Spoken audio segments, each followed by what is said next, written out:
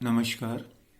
इस वीडियो में हम जो इलेक्ट्रॉनिक्स के अंदर जो अलग अलग इलेक्ट्रिकल नेटवर्क या इलेक्ट्रिकल सर्किट हम कह सकते हैं, उसके अंदर जो वोल्टेज सोर्स, वोल्टा स्रोत और करंट सोर्स का उपयोग करेंगे, उसके बारे में डिस्कस करेंगे कि वोल्टेज सोर्स क्या होता है, कितने तरह के होते हैं, करंट सोर्स क्या होता है।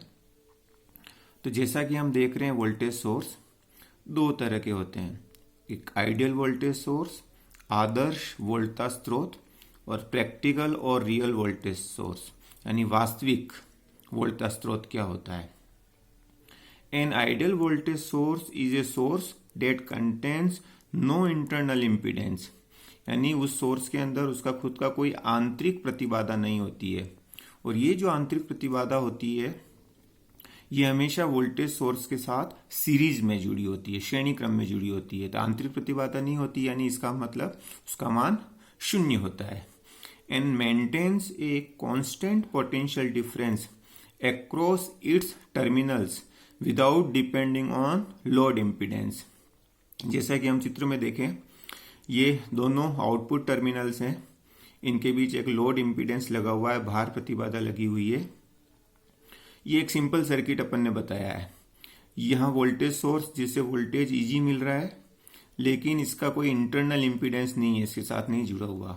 तो इसके अक्रॉस जो वोल्टेज होगा, जिसको हमने EL से कहा है, उसका मान EG के बराबर है। यदि यहाँ कोई एक दूसरे सर्किट और होती, दूसरी चीजें और जुड़ी होती, तो इसकी वैल्यू अलग होती, लेकिन वो वैल्यू फिक्स होती, उसका मान ZL पर डिपेंड नहीं करता। लेकिन अगर प्रैक्टिकल वोल्टेज सोर्स है, वास्तव में वोल्टेज सोर्स सारे प्रैक्टिकल ही होते हैं, तो यहाँ पर एक इंटरनल इम्पीडेंस जुड़ा हुआ है जो इसके सीरीज में जुड़ा होता है, श्रेणी क्रम में जुड़ा होता है, ZIN। तो ये दोनों मिलाकर वोल्टेज सोर्स बनता है। तो ये जो आउटपुट टर्मिनल्स हैं, अब यहाँ लोड रेजिस्टेंस ZL लगा हुआ है, तो इसके अक्रॉस जो वोल्टेज होगा EL, उसका मान अब ये हो जाएगा। अब अगर ZL का मान चेंज करेंगे तो EL का मान भी चेंज होगा। तो EL का मान हमेशा EG से कम होगा। लेकिन अगर ZIN जो इंटरनल इम्पीडेंस है, उसका मान ZL की तुलना में बहुत कम है, तो ZIN को इसके रेस्पेक्ट में नेग्लेक्ट कर सकते हैं और ये आपस में कैंसिल हो जाएंगे। तो EL का मान लगभग EG के बराबर होगा उस परिस्थिति में। तो हम जब भी कभी वोल्टेज सोर्स लेंगे, तो वो हमेशा प्रैक्टिकल वोल्टेज सोर्स होता है, और उस सोर्स में हमेशा एक सीरीज इम्पीडेंस होता है, श्रेणी क्रम प्रतिबाधा होती है। अब दूसरा करंट सोर्स, धारा स्रोत। ये भी दो तरह के होते हैं, आइडियल करंट सोर्स और प्रैक्टिकल करंट सोर्स, आदर्श धारा स्रोत और वास्तविक धारा स्रोत। An ideal current source is a source that contains an infinite internal parallel impedance, यानी करंट सोर्स के साथ समांतर क्रम में जो प्रतिबाधा जुड़ी हुई है, जो इम्पीडेंस है वो इनफाइनाइट है, यानी कुछ नहीं जोड़ा हमने। तो करंट सोर्स में इम्पीडेंस पैरेलल जुड़ा होता है, तो यहां इनफाइनाइट है। And supplies a constant current between its terminals, इनके जो टर्मिनल्स हैं उसमें एक कांस्टेंट करंट फ्लो होता है without depending on load impedance. Load impedance का मान कुछ भी हो, यहां जो करंट फ्लो होगा उसका मान कांस्टेंट होगा।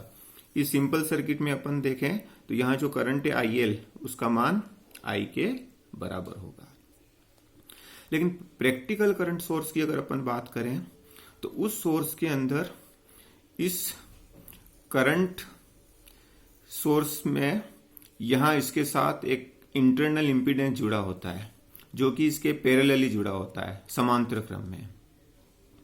अब ZL में जो करंट फ्लो होगा उसका मान IL इजिकल टू ये हो जाएगा, यानी IL का मान I से कम हो जाएगा, क्योंकि यहां से जो करंट स्टार्ट होगा उसका कुछ पोर्शन इसमें जाएगा और रिमेनिंग पोर्शन इसमें होगा। तो इसमें जो करंट होगा वो I की तुलना में कम होगा। लेकिन अगर ZL का मान इस प्रकार लें कि इसकी तुलना में बहुत कम है, ZIN की तुलना में, तो जेड आई एन को अपन अगर नीचे लें तो जेड आई एन कैंसिल या 1 और Z L upon Z I N, यानी जेड आई एन बहुत ज्यादा है तो ये लगभग 0 के बराबर हो जाएगा।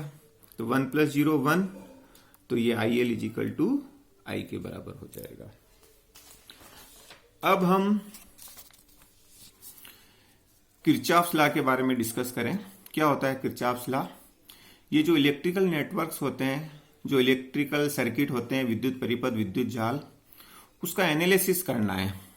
उस सर्किट में करंट की डायरेक्शन क्या है, कहाँ कितना करंट फ्लो हो रहा है, किसी करंट का मान ज्ञात करना है, या किसी रेजिस्टेंस के अक्रॉस कितना वोल्टेज होगा, उसमें कितना करंट फ्लो हो रहा है।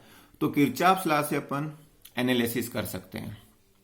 तो किरचॉफ्स लॉ दो तरह के होते हैं, किरचॉफ्स फर्स्ट लॉ और Kirchhoff's current law, KCL. Kirchhoff का प्रथम नियम या किरचॉफ का धारा नियम। क्या है ये? The algebraic sum of electric currents meeting at a point in an electrical circuit is always 0। At a point यानी वो जंक्शन होता है, संधि होती है जहां सारी शाखाएं मिलती है। तो यहां पर अलग अलग शाखाएं हैं जो एक जंक्शन पर, एक नोड पर मिल रही है, संधि पर मिल रही है। तो यहां जो करंट का मान होगा उसका एल्जेब्रिक सम क्या होगा? 0 होगा।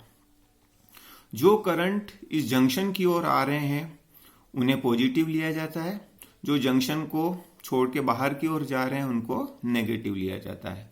तो इस प्रकार ये हो जाएगा सिग्मा आई इजिकल टू 0।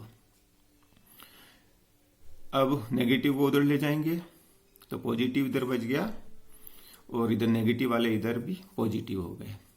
तो जो करंट अंदर की ओर आ रही है उनका एल्जेब्रिक सम, जो करंट बाहर की ओर जा रही है उनका एल्जेब्रिक सम, दोनों बराबर होते हैं।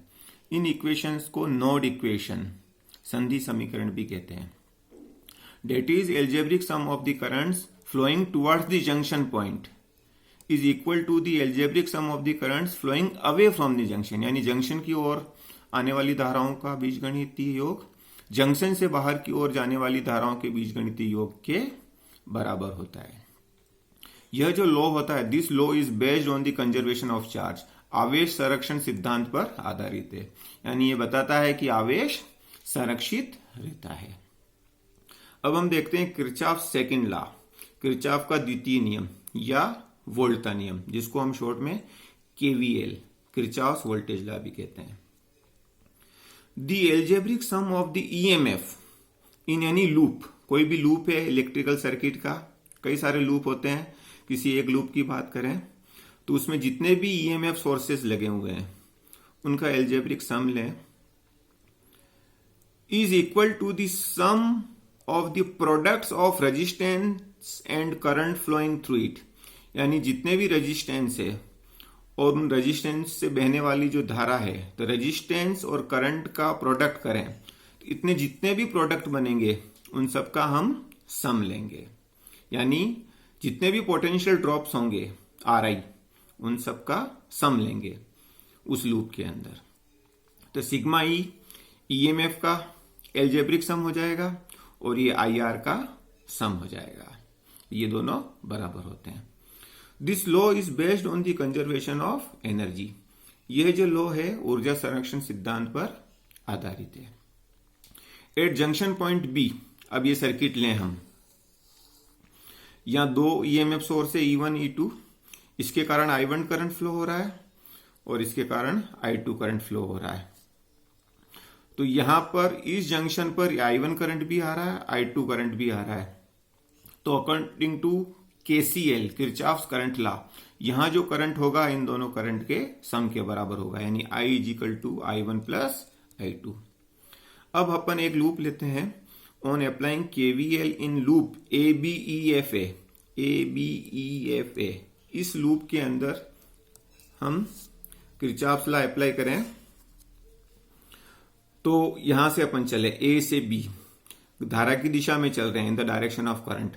धारा की दिशा में चलेंगे तो उसको पॉजिटिव लेना है और धारा की विपरीत दिशा में चलेंगे तो उसे नेगेटिव लेना है। तो इसके अंदर I1 करंट फ्लो हो रहा है तो I1 R1, फिर इसमें देखा IR करंट की डायरेक्शन में I इंटू R, तो I1 R1 प्लस IR। फिर यूं चले अपन, नेगेटिव से पॉजिटिव जा रहे हैं तो उसको पॉजिटिव लेना है, तो नेगेटिव से पॉजिटिव गए तो उसको पॉजिटिव लिया E1, एक ही सोर्स है।